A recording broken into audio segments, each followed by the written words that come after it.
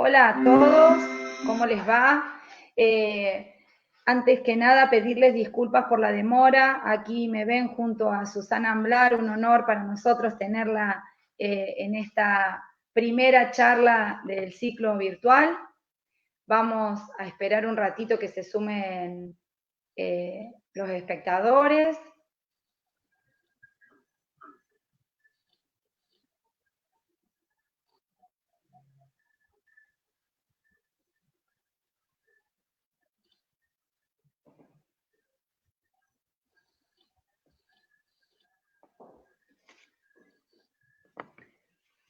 Bueno, les estaba mencionando recién que es un honor para nosotros como delegación contar con la presencia de Susana Amblar para este primer ciclo virtual. Les pedimos disculpas a todos que han estado esperando estos minutitos. Hubo algunos problemas de conexión que hemos podido resolver gracias a la ayuda de Noelia, quien trabaja en prensa para la delegación, que amablemente nos ayudó, ya que nosotros en las cuestiones técnicas por ahí, bueno, necesitamos que nos orienten. En principio, contarles el título de este ciclo, que es Circular la palabra en tiempos de aislamiento. Desde la delegación pensamos que hacer un buen uso de la virtualidad en estas instancias de confinamiento obligatorio en el que nos encontramos era una herramienta muy útil y práctica para justamente hacer circular la palabra de uno en uno de algunas temáticas que eran importantes poner en discurso.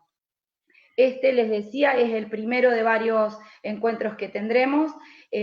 Hoy la tenemos a Susana, luego tendremos también la presencia de Cecilia Merchán y de la licenciada Alicia Freites, pero bueno, no me quiero extender en el tiempo.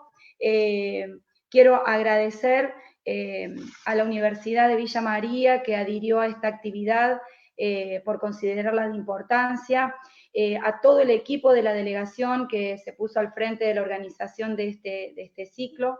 Me gustaría también saludar a Susana. Hoy 15 de mayo es el Día del Docente Universitario en la Argentina, en reconocimiento a la lucha colectiva de los docentes universitarios, y me parece importante mencionarlo a una persona como vos, Susana. Bueno, hoy tendremos la oportunidad de escuchar a la licenciada Amblar, que es licenciada en psicología, obtuvo su título en la Universidad Nacional de Córdoba, también tuvo una diplomatura en la Universidad de París 8, Jóvenes en Dificultad, Aportes Interculturales y Prácticas Profesionales, es psicóloga de una casa muy querida por Villa María, que es el Colegio Rivadavia, ha sido psicóloga durante muchos años en todos sus niveles, es responsable también de espacios académicos en la Universidad de Villa María, investigadora en temas como cultura, infancia y educación, y además ha publicado numerosos artículos y libros relacionados con, entre otros, algunas de las temáticas que hablaremos hoy. Es especialista en psicología clínica y educacional, y bueno, hoy nos va a hablar de los aspectos culturales que inciden en las niñas y en los niños en épocas de confinamiento. Celebramos este espacio de encuentro, te agradecemos, Susana, tu amabilidad de siempre. Espero que quienes se encuentran del otro lado puedan disfrutar y aportar consideraciones a través de sus mensajes, y si tienen alguna pregunta la pueden acercar, que si hay tiempo la responderemos en este vivo, y si no, veremos algún modo de contestarlas. Muchísimas gracias y las dejo con Susana. Bueno, gracias Silvana, gracias por la linda presentación. Para mí es un orgullo también trabajar para el colegio, nuestro querido colegio de psicólogos, que siempre ha trabajado y ha colaborado tanto, y esta gestión en particular que se viene ocupando tanto de los temas actuales, o sea que se ha podido salir un poco de, como todas las otras gestiones que también lo han hecho, de involucrarse no solamente en las cuestiones clínicas individuales, de incumbencia de la práctica profesional de los psicólogos, sino que también tienen una apertura a todos los aspectos culturales y sociales que inciden en nuestras personas, en nuestros afectos, en nuestros ánimos, y bueno, siempre están abiertos a hablar de estos temas. Cuando comienza la cuarentena,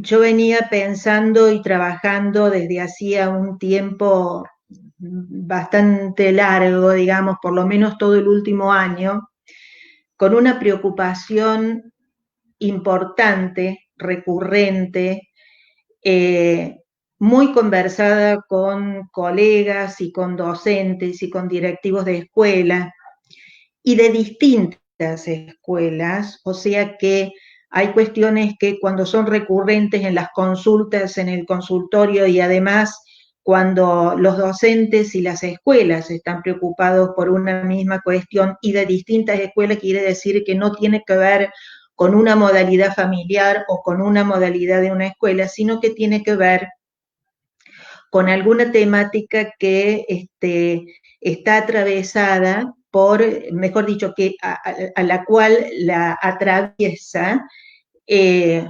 una moda, una cultura, una manera de ser en los vínculos, en lo social.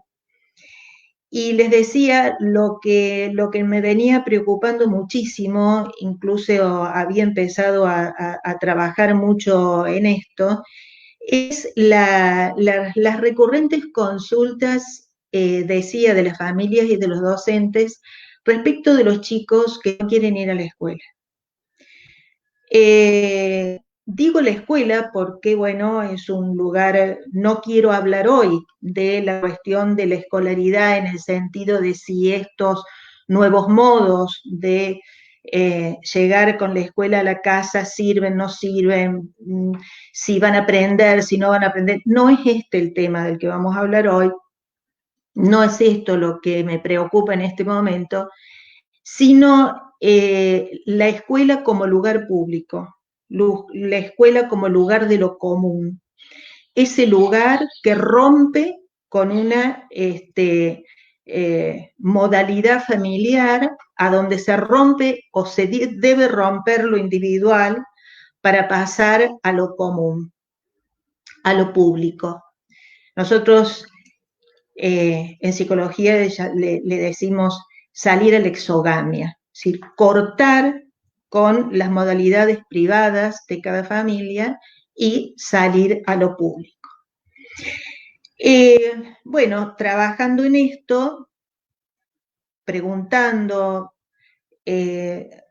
hablando en las escuelas, trabajando con chicos con estas dificultades, empecé a ver también que particularmente no se trataba de niñitos de jardín, que sería esperable que no quieran ir a la escuela, que se trataba de chicos que en principio entraban a la escuela, ¿no? Primer grado, segundo grado, y que la situación se empezaba a agravar como a mediados de la escuela primaria. Estas cuestiones que vienen como una problemática recurrente, ¿no? En los consultorios y en las escuelas, siempre pongo la escuela, también pueden ser las entidades deportivas, también pueden ser las entidades públicas como clubes, parroquias, en fin, todos los espacios en los que se incluyen chicos, ¿no? Para una tarea determinada. Decía, cuando empieza a ser recurrente la consulta, uno lo tiene que relacionar con qué otro tipo de consultas coincide esto. Entonces, coincide con también una cantidad de consultas que tenían que ver con aspectos de, como mínimo, y ya me voy a explayar en esto, una impulsividad en los chicos bastante desordenada, ¿no? En general. Entonces, cuando comienza la cuarentena, nuestra preocupación, los que estábamos conversando sobre estas cuestiones, lo primero que pensamos es que, uy, ¿cómo van a salir los chicos de acá? Si antes tenía resistencias para salir, para ir a la escuela, para integrarse en los clubes, en los equipos de deportes, en los grupos, esto, ¿qué va a pasar? No sabemos todavía qué va a pasar, pero esta era la preocupación. Entonces, un poco decía que siempre cuando aparecen estas preocupaciones, uno las relaciona con estas otras consultas, con estas otras preocupaciones, que parecieran, como decía antes, exceder a un modo individual de crianza. Esto quiere decir que hay propuestas culturales, propuestas, digamos, sociales, la publicidad, la oferta para los chicos, la oferta de entretenimiento, la oferta de juegos, la oferta de pantallas, la oferta de modas, que de alguna manera trasciende a una individualidad, una modalidad de crianza particular, y uno lo puede entender como que se trasciende y se afinca, digamos, atraviesa a la mayoría de familias. Entonces acá ya tenemos un punto con el que nosotros podemos empezar el análisis, y es que ¿qué estuvo pasando? De esto hemos hablado muchas veces, pero me parece que hay que seguir conversando, porque la cosa no cambia. Entonces, ¿qué está pasando con los adultos que de alguna manera no pueden tener fuerzas o no pueden sentirse con un poder legítimo sobre los chicos? Ustedes saben que, no estoy diciendo nada nuevo, que el sujeto, la persona humana, es la que más largo tiempo tiene de dependencia con el adulto. Entonces, esa dependencia pareciera estar como subvertida en este momento, en el que hay una representación de niño que se subvierte, digo, se da vuelta, y quedan los padres o queda la familia como muy respetuosos de un niño que parece saber, de un niño que es el que tiene que dar las referencias, de un niño que es el que de alguna manera va a marcar las pautas, porque es el que trae lo nuevo de afuera. Entonces, un niño que exige, es un niño que demanda. Y acá hay, digamos, una tendencia en el sentido de considerar de que es una especie de adulto en miniatura, que se le da un poder y un saber que hay que respetar. Entonces, en este sentido, nosotros alertamos porque, de alguna manera, estas ofertas culturales de las que yo hablaba son ofertas que de alguna manera proporcionan o ofrecen, como estaba diciendo, un placer a corto plazo, ¿no? Un placer para ser satisfecho ya. Entonces, la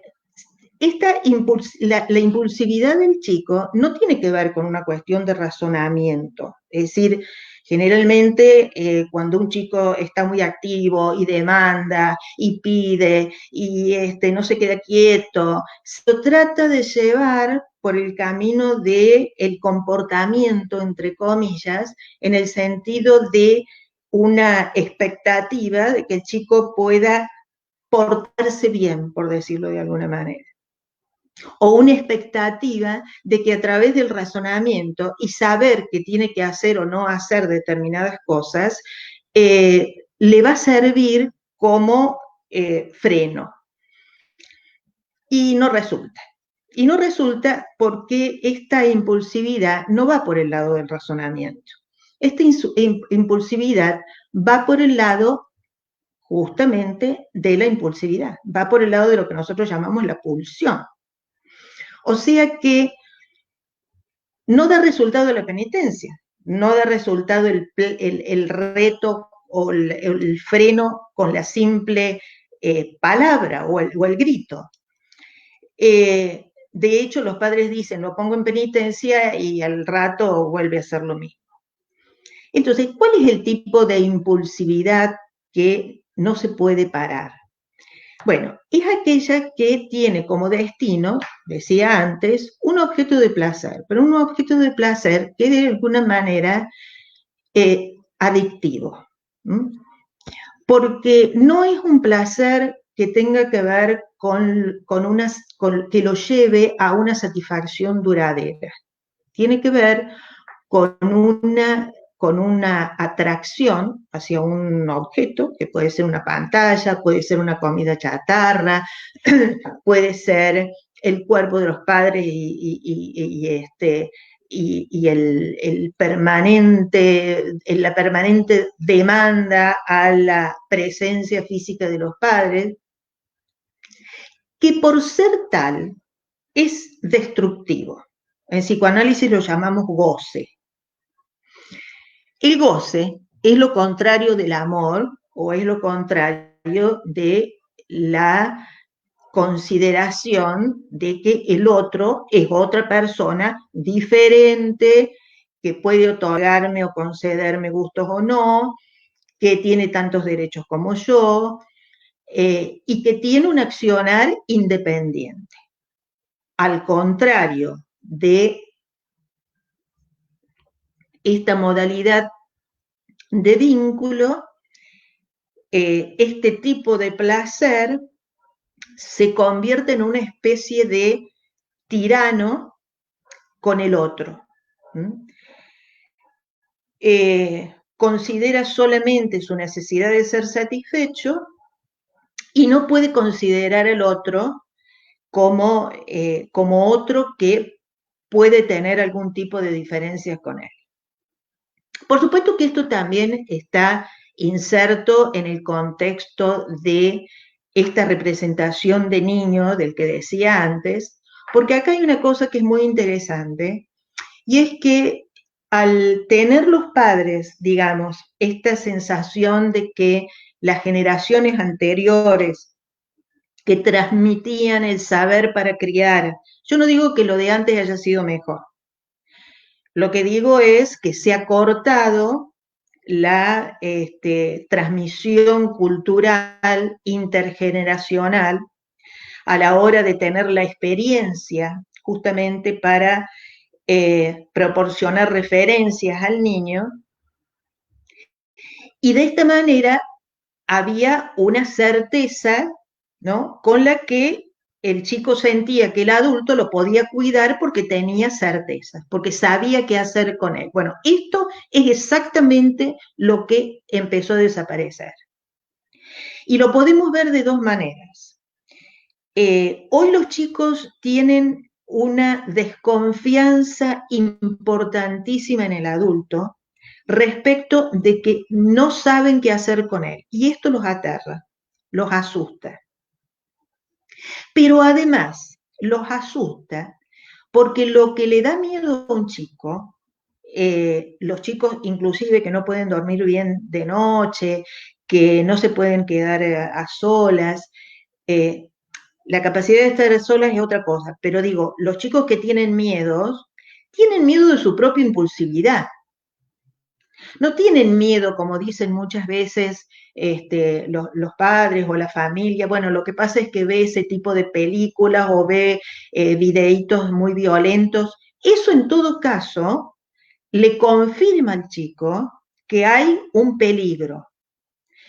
Pero en realidad, el chico que tiene miedo porque no puede controlar su propia impulsividad. Y esa impulsividad es destructiva, porque es el chico lo siente como una impulsividad destructiva que no la puede parar.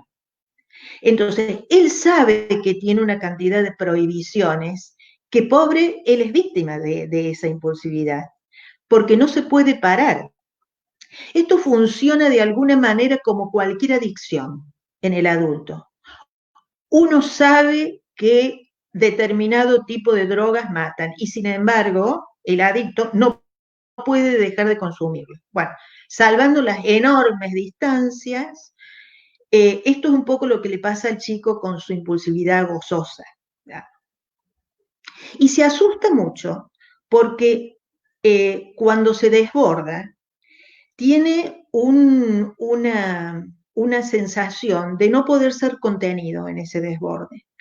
Y ese desborde es contestado o intentado ser calmado por ofertas que nuevamente o que le incrementan aún más el miedo que ya tiene. Esta falta de certeza en los padres respecto de qué hacer cuando un chico se desborda, qué hacer cuando un chico toma decisiones como por ejemplo de no ir a la escuela, como por ejemplo de no incluirse en el juego de la placita del barrio, cuando no quiere ir a ningún tipo de deportes que tengan que ver con deportes de equipo, por ejemplo, a donde es uno más. El remedio para esta situación suele ser fallido porque en realidad, por ejemplo, porque lo toman como si fuera una problemática del chico, como si fuera una deficiencia, una angustia, una tristeza, una autoestima baja, que amerita más premios y que amerita más consideraciones. Entonces, esto no solamente que incrementa más el miedo y la dificultad, sino que además se va a incrementar en el seguir pidiendo más. En este sentido, podríamos decir que lo que ocurre con estas devoluciones del adulto, que de hecho, no solamente que para el chico pueden ser interpretadas como que se lo está poniendo en un lugar de excepción, de ser alguien diferente o que le pasa algo diferente al común de los chicos, de los otros niños de su edad, generalmente se lo pone también en un lugar de mucha mirada y de mucha admiración. Es llamativo cómo en las historias de estos chicos, los discursos de los padres son siempre como de una admiración que tiene que ver con imaginarlos o suponerlos muy inteligentes, muy activos, que se la saben toda, que manejan toda la tecnología, que son graciosos, que son seductores. Entonces, este tipo de lugar, este espacio que se le da al chico y esta mirada que se le da al chico, lo que hace es incrementar un narcisismo, pero un narcisismo muy individualista, a donde realmente se lo pone en un lugar de rey. Imaginen ustedes cualquier chico, y con esto no digo que esté bien o mal la acción, sino lo que representen determinados chicos y no en otros. La cantidad de fotografías, por ejemplo, que se les saca todo el tiempo a los chicos, ¿no? En el baño, cuando come, cuando duerme, cuando salió, cuando entró. Bueno, fotografías que son desechables en un momento determinado. O sea que desde el chico, esto está interpretado como que es tan fantástico, pero tan fantástico, que sobresale a los demás.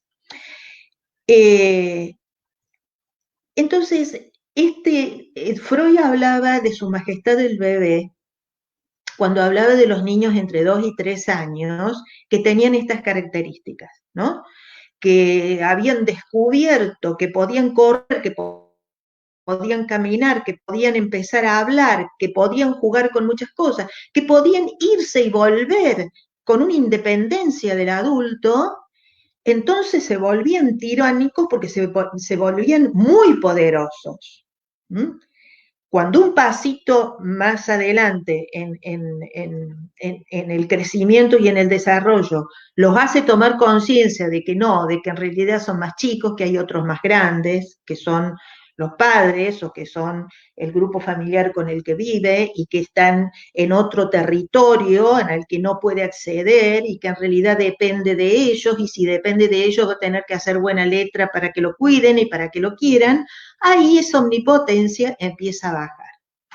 Pues una de las cuestiones que nosotros vemos en estos niñitos de los que estamos hablando, que son muchísimos, es que ese nivel de omnipotencia y a veces hasta de tiranía no cede.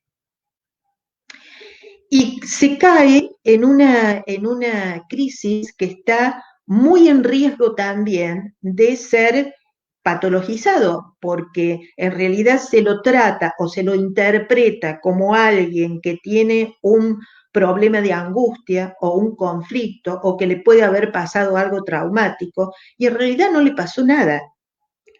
Lo que le pasa es que si no siente y si no se asegura de que esa impulsividad que avasalla y que puede ser peligroso para él, porque va a llegar un momento en que tanto perjuicio va a causar alrededor que van a terminar no queriéndolo, en la fantasía del chico, ¿no? Evidentemente que eso crea una situación de angustia, pero generalmente son tratados o son interpretados como chicos a los que le falta algo o a los que alguien los traumó, y entonces ahí la situación se agrava. Yo después, si tenemos tiempo, les voy a leer una pequeña viñeta de un pacientito que en realidad podría haber elegido cualquiera porque es uno entre tantos. Muy bien, ¿qué efectos causa en la subjetividad de los chicos? ¿Qué efecto causa en, la, en, la, en el desarrollo en el que va a tener que pasar a lo público, a donde cuéntenme ustedes cómo hace un chico tan mirado, tan exacerbado en su monarquía, en su narcisismo y autoestima tan alta, cómo hace para ingresar a la escuela y tener que ser uno más.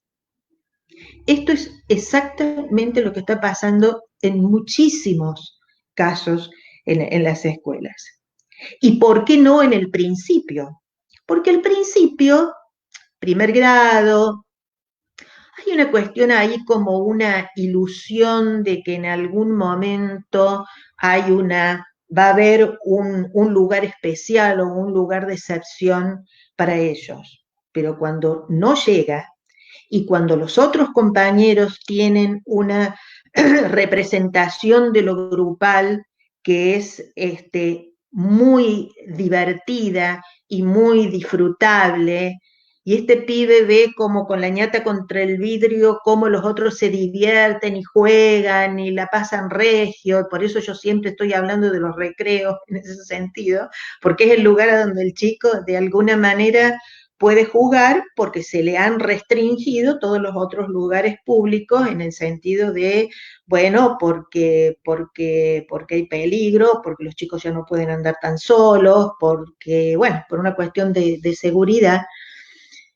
Y entonces ahí es donde hacen la crisis.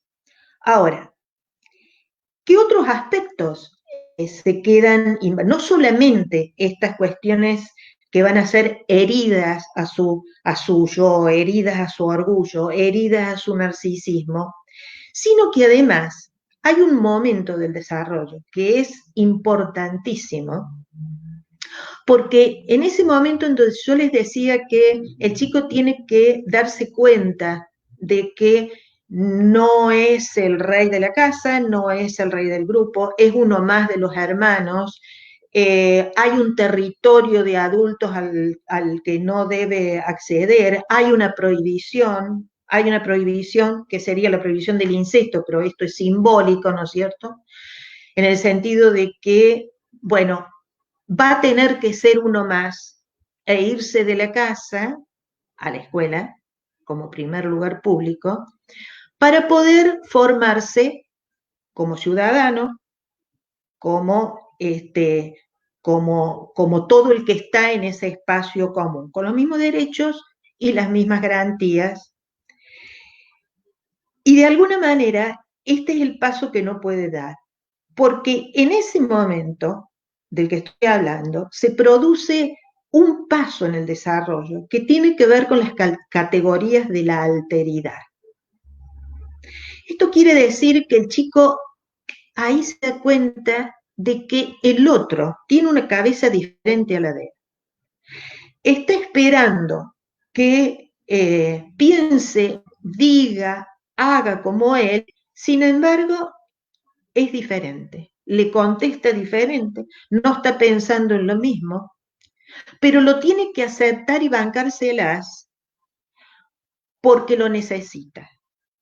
Porque en este momento del desarrollo también se produce un paso muy importante que cuando nosotros éramos estudiantes allá hace mucho tiempo le llamábamos, o de alguna manera estaba considerado, hoy también, pero lo llamábamos de manera distinta cuando hablábamos de la castración, ¿no? Que hoy lo podemos traducir de una manera mucho más pragmática, que tiene que ver con ese momento donde el chico se da cuenta que no lo tiene todo, ¿no?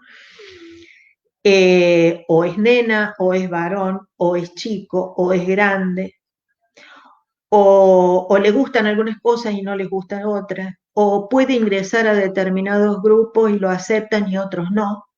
Bueno, esto es fundamental para el sujeto contemporáneo, porque nosotros esto lo vemos también en muchos adultos que nos consultan, que las quieren a todas y quieren un lugar de excepción. Esto de, bueno, a ver, si todos tienen que escribir, ¿por qué yo no voy a escribir? Los chicos que no copian. Si todos tienen que entrar en un momento determinado a un lugar del aula que será rotativo, ¿por qué yo siempre me voy a querer sentar en el escritorio de la maestra? Si todos tienen que salir al recreo, ¿por qué yo voy a exigir no salir? Y esto a mí me parece que es muy importante, porque a veces los docentes están tan preocupados por el niño que sufre, y a mí me parece fantástico que se preocupen por el niño que sufre, porque este chico también sufre, pero no todos los sufrimientos se solucionan o se apaciguan con más concesiones. Hay sufrimientos, como este del que estoy hablando, que se solucionan y se apaciguan con una referencia al otro que es que está en el mismo lugar que él. Si todos tus compañeros pudieron entrar al aula, vos también podés entrar. Si todos tus compañeros salen al recreo, vos también podés salir. Pero para eso hay que tener autoridad de adulto, porque el chico lo va a hacer si sabe que está bajo la tutela de ese adulto, que está bajo el cuidado de ese adulto y que puede ir tranquilo a que le pase cualquier cosa en el recreo, porque si le pasa algo, el adulto va a saber actuar. Y esto es lo que se pone en cuestión en este momento. Y decía yo la vez pasada en un escrito que no es que el docente no sepa, hay un consenso de adultos que sugiere que al niño no se le puede decir una palabra firme, ¿no? O que no se lo puede frustrar, porque esto significa un trauma, cuando en realidad, cuando uno al chico le dice, mira, vos quédate tranquilo, vos anda al recreo, mira lo que hacen los otros chicos, esto se calma muchísimo. Cuando ante un berrinche, un adulto no pierde la calma, espera que se le pase, el chico se alivia. Bueno, esto que parece tan simple, hoy no pasa. Y la otra cuestión es que al ser tan mirado y tan admirado, crea también una imposibilidad de estar a solas, ¿no? Una imposibilidad de estar tranquilo, divertido, aliviado, sin la necesidad, con un producto, digamos, de su imaginación, de su creatividad, sin la necesidad de la presencia física de alguien. Entonces, esto no solamente que va a alterar todos estos aspectos de los que digo, narcisismo, autoestima, categoría de alteridad, que pueda surgir de la categoría de la alteridad, surge la posibilidad del enigma. Si ese otro es diferente, hay un enigma. ¿Qué pensará de mí? ¿Qué quiere el otro de mí? Esto es importantísimo que surja en los chicos. Cuando lo que uno viene escuchando en este tipo de chico es, a mí no me importa lo que piense lo que se me da la gana, yo hago la mía. Bueno. Pero es que esto también es muy importante no solamente para la integración social, sino que también es muy importante para el aprendizaje. Porque si un chico siente que no le falta nada, si un chico no siente este incompleto, si un chico no se interroga, ¿cómo me incluyo en este mundo? ¿Qué hacemos? ¿Cómo me incluyo en el aspecto amistoso con el otro? ¿Cómo hago para que me quieran? Si no se interroga todas estas cosas, les va a ir muy mal, y a muchos chicos les está yendo muy mal.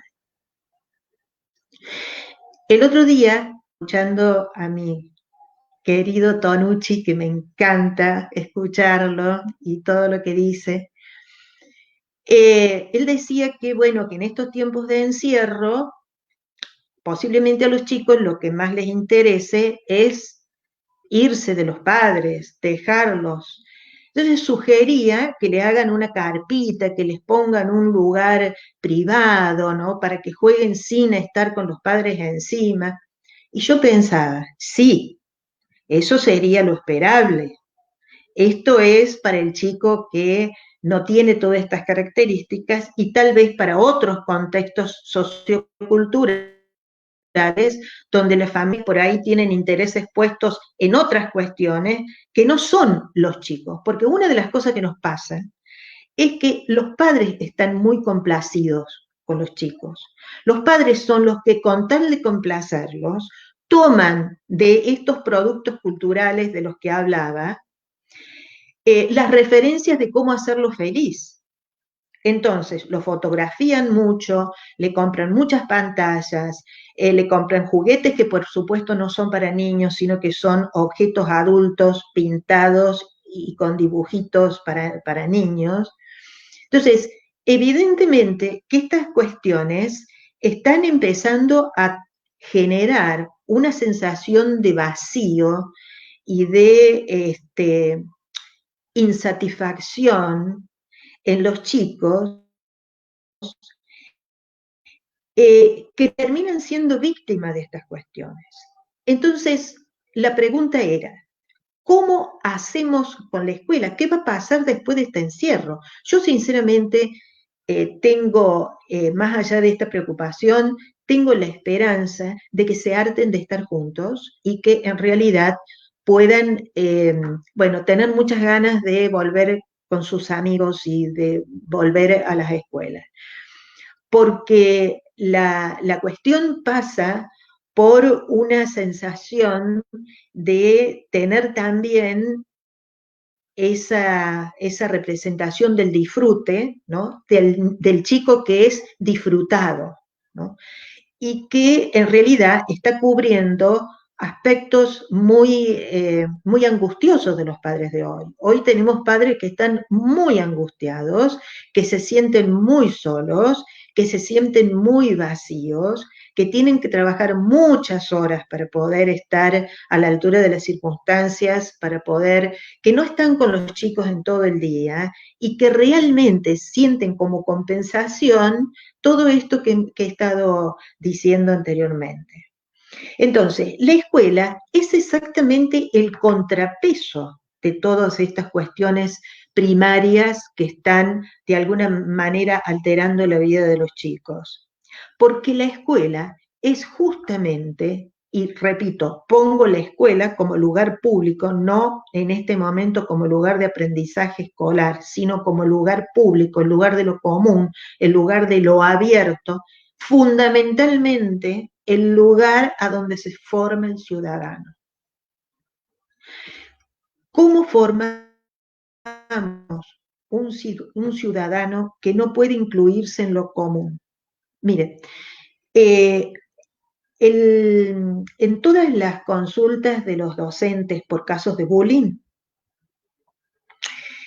paradójicamente, yo la verdad es que no escuché, a lo mejor los colegas que me están escuchando tienen otra experiencia, pero yo no escuché que los problemas de bullying sean con chicos con dificultades especiales. Nunca escuché que el bullying sea un niño con síndrome de Down. Nunca escuché que el bullying sea con un chico que tiene problemas de visión o que tiene problemas de aprendizajes. Yo la verdad es que no lo escuché. Sí escuché casos de bullying feos, muy feos, que hablan también de un tipo de goce como el del que estoy hablando, porque de acá se desprende un sentimiento poco ético, como es la crueldad, como es el sadismo. Por supuesto estoy hablando de niños y que todos los niños tienen que tener un poco de sadismo, pasan por esto, esta es una etapa normal de los chicos, ¿no es cierto? Nosotros podemos hablar de sadismo de una persona grande, no de un chico. Pero de todas maneras, estas escenas de crueldad que tiene el bullying son escenas de crueldad para el igual, porque estos contextos, digamos, de crianza con esta modalidad monárquica, de alguna manera, para con los chicos, hace que el chico busque el lugar de excepción y si no lo encuentra, siempre quiere un poquito más, ser un poquito más que el par. Y si no lo encuentra, ahí lo agrede o ahí le hace la vida imposible en ese sentido. O sea que también todas estas ofertas culturales están creando una competencia que, bueno, a ver, yo cuando estaba preparando esto que estoy conversando con ustedes, pensaba, esto se ha vaciado de contenido de la cantidad de veces que hemos hablado, de estas ofertas culturales, digamos, que de alguna manera generan, bueno, mucho vacío y mucha insatisfacción porque siempre se quiere más, que son adictivas y más. Pero la verdad es que uno no puede dejar de pensar en que verdaderamente se está buscando, inclusive muchos aspectos que tienen que ver con la imagen. Los chicos, uno hoy les pregunta, bueno, ¿qué querés ser cuando seas grande? Dicen famoso y exitoso. Entonces, esto que para lo cual necesitan de la imagen, selfie de por medio, camarita de por medio, TikTok de por medio, que está buenísimo, pero la escuela es un contrapeso para todo eso, porque acá no importa la imagen, acá importa el pensamiento, el ingenio para el juego y todo lo que va más allá de lo individual y que va a lo grupal. Esto que parece tan simple, que parece tan liviano de alguna manera, por lo menos es la consulta permanente de los docentes y de las familias. Entonces, Yo creo que acá hay una cuestión de la que nos vamos a estar, de los que nos vamos a tener que estar preocupando, porque hay como mucho disenso al respecto. Estamos viendo mucho los chicos que tienen dificultades muy eh, particulares, que pueden hacer una patología de verdad, ¿sí? Con chicos que lo único que les falta no es el consultorio de un psicólogo, sino poder frenar esta impulsividad y no darle tanto calce a todos aquellos aspectos que necesita para poder ir a lo público. Entonces, cuando nosotros le decimos a un padre, bueno, pero ¿por qué no quiere ir, por ejemplo, a fútbol? ¿O por qué no quiere ir a básquet? Y porque no se van a perder y porque no tolera una cargada. Entonces, esto, con todos los bien habidos eh, aspectos que se han ido puesto en el debate, como es la discriminación, el bullying, el maltrato y todo lo demás, muy bien que se hable de eso, muy bien que se ponga la mirada sobre eso, pero ahí hay un temor de pecar, de maltratar a un chico, porque le decimos, mira, vas a tener que pasar por la vergüenza, por la cargada, porque todos los chicos se cargan. Es una forma, han dejado de aprender a pelear los chicos. Y es necesario que los chicos peleen. No le tenemos que tener miedo a las peleas, porque esa es la forma en la que consolidan la alteridad. Esa es la forma en la que se enriquecen con el intercambio. Ya vendrán tiempos en los que podrán hablar con tranquilidad y podrán comunicarse con el diferente, pero primero tienen que pelear. Entonces, no hay que tenerle tanto miedo a la pelea entre los chicos. Es saludable la pelea entre los chicos. Y todo esto se puede hacer en la escuela. La escuela es contrapeso porque en la escuela se piensa, en la escuela hay que esperar, en la escuela hay que jugar con todos y con el que le tocó. Es un pequeño universo de democracia. Entonces, a mí cuando estábamos hablando de la cuarentena me preocupaba este aspecto, porque este es un antídoto, la escuela es un antídoto que el chico necesita hoy más que nunca.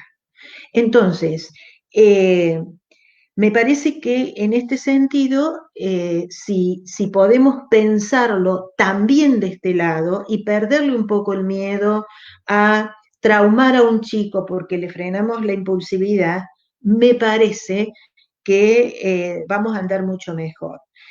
Creo que en algún aspecto hay que volver a ser un poco kantiano, en el sentido de eh, no tanta reflexión para las cuestiones que tienen que ver con la impulsividad desbordada, sino freno y punto, porque ustedes saben, como decía Silvia Blechman, que hay cuestiones que traen un malestar que se llama malestar sobrante, o sea, que no es el malestar del que hablaba Piero Lañé como violencia primaria, esa violencia que es necesaria porque el bebé, aunque no coma, hay que darle a la comida porque si no se muere, es una violencia primaria.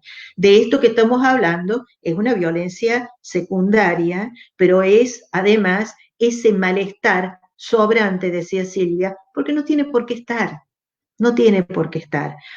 Entonces, me parece que eh, esto lo vamos a tener que empezar a pensar también desde este punto de vista porque tenemos que empezar a, a cuidarnos de algún modo de ir creando todo, potenciando los pocos espacios que tiene el chico para entrar a lo público, para formarse como ciudadano, para respetar las legalidades, para no sufrir cuando alguien le impone una norma, porque tiene que saber que no es la excepción, que no es el monarca. ¿Eh? Entonces, a mí me parece que hay que pensar la cuestión de la vuelta a la escuela también desde este punto de vista. Bien. Yo les había dicho que les iba a leer una viñeta cortita, pero no sé si estaremos con tiempo. No sé si, Silvana, si andás por ahí.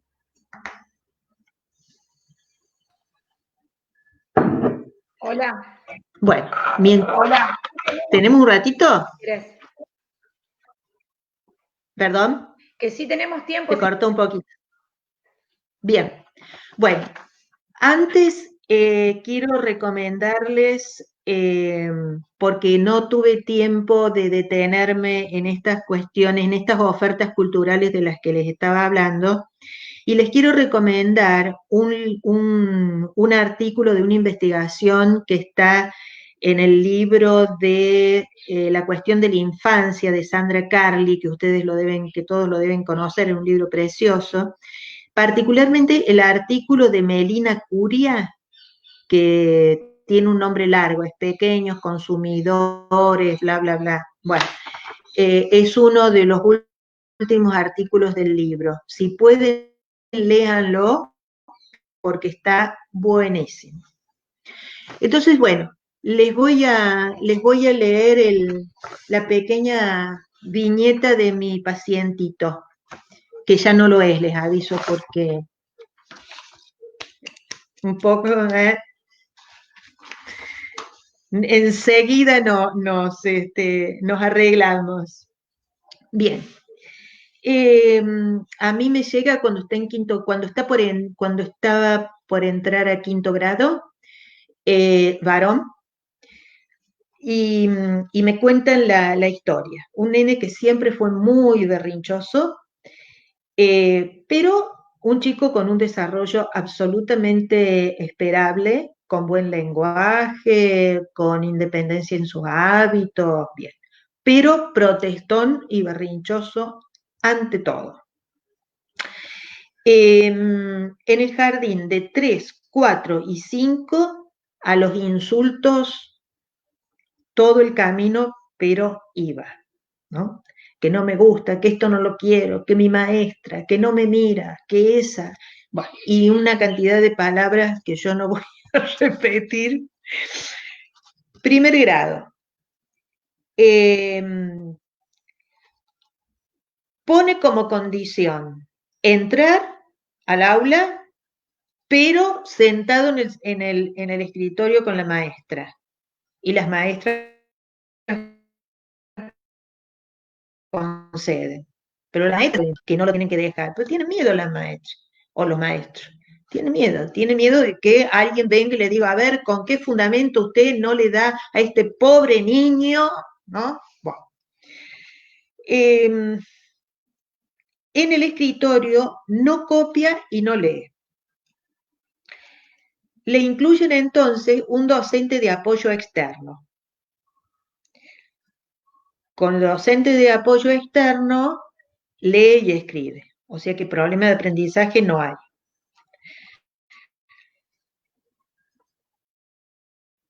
Segundo grado, más o menos igual.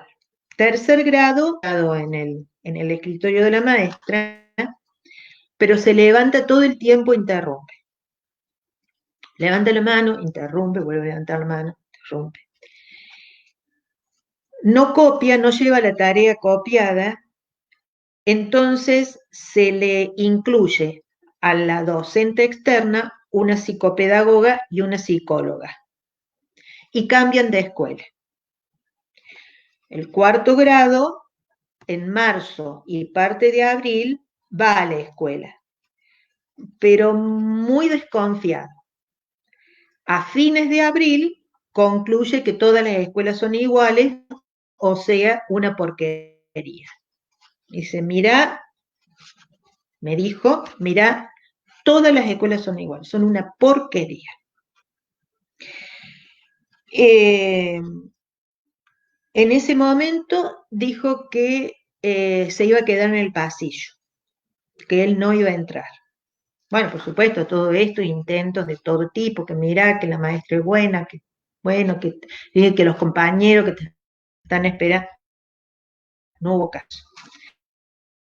Entonces, además de los docentes, incluyen un acompañante terapéutico.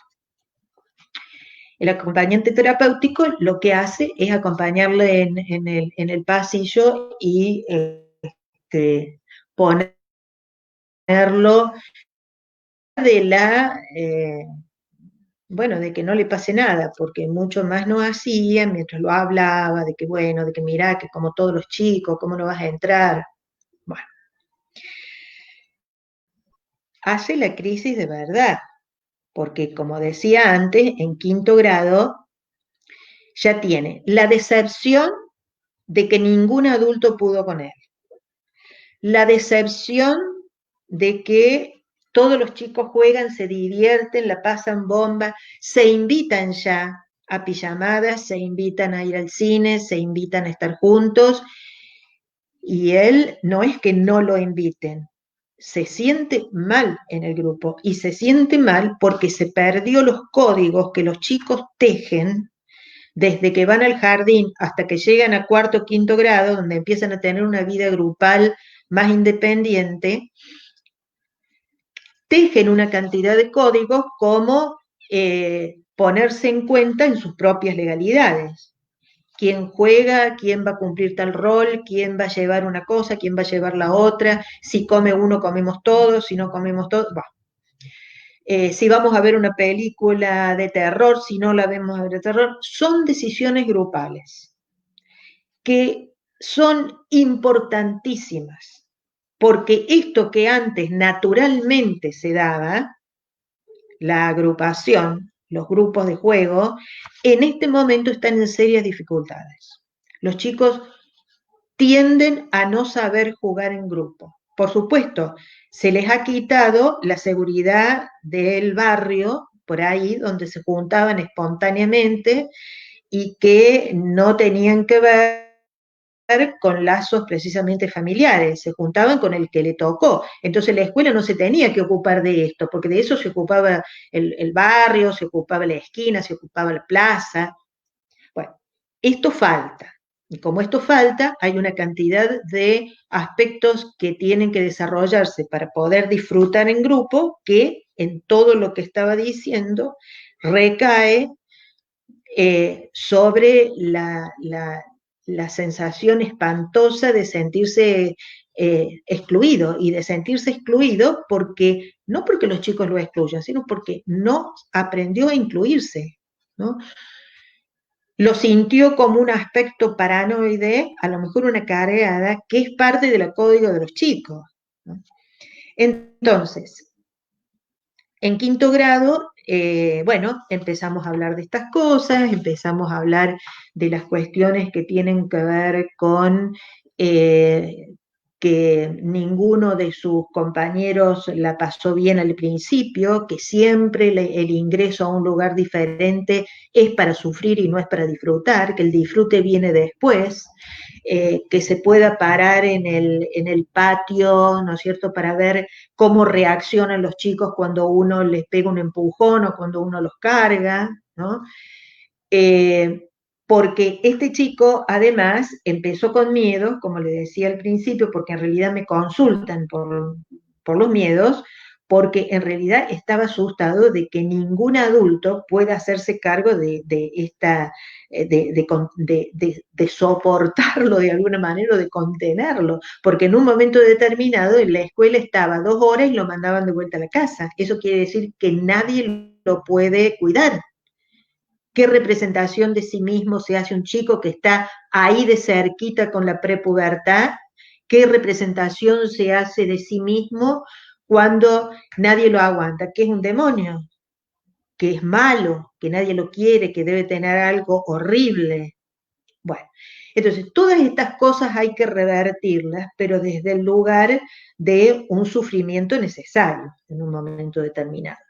Por eso me pareció que estaba bueno poder contextualizar, digamos, todos estos factores que hacen a que tengamos presente que la escuela hoy más que nunca es súper necesaria para los chicos, y que cuando esta cuarentena termine tenemos que estar alertas a que estos aspectos primarios de vínculos, de vínculos justamente primarios endogámicos, no primen a la hora de salir a la escuela, porque me parece que estamos descuidando un poco este aspecto, ¿no? Respecto de las dificultades que tienen los chicos para integrarse con grupos que no tengan que ver con la familia. No vale que que juegue con los primos o con los amigos de los hijos de los padres, amigos. Tiene que aprender a estar con el otro diferente, con el otro que vino de cualquier parte, que cayó ahí al lado de él por azar, porque le tocó. Y me parece que si esto falla, va a fallar también un aspecto en la formación democrática y ciudadana que realmente lamentaríamos. Así que bueno, esto es un poco lo que he podido pensar para estos momentos, que esperamos que terminen pronto, que los chicos se reintegren a la escuela, que podamos valorizar la escuela como ese lugar público, como ese lugar común que tanta falta nos hace. Muchas gracias. Bueno, Susana, ha sido un placer escucharte. Me gustaría comentar algunos agradecimientos al azar que fui viendo allí mientras dabas tu exposición. Por ejemplo, Micaela Bría nos dice, buenas tardes, un placer escucharte, Susana. Rita Inés Toselli dice, siempre es un placer escucharte, Susana. Viviana González nos dice, es muy difícil lograr que nuestros hijos superen estas cuestiones sin el espacio escolar. Y aquí hay uno que quizás puedas contestar. María Sol Muso nos pregunta cómo podemos acceder al artículo al que hiciste mención. Es un libro de Sandra Carli. Uh-huh. Es un libro de Sandra Carli que lo puede conseguir muy fácilmente. Es un libro que se llama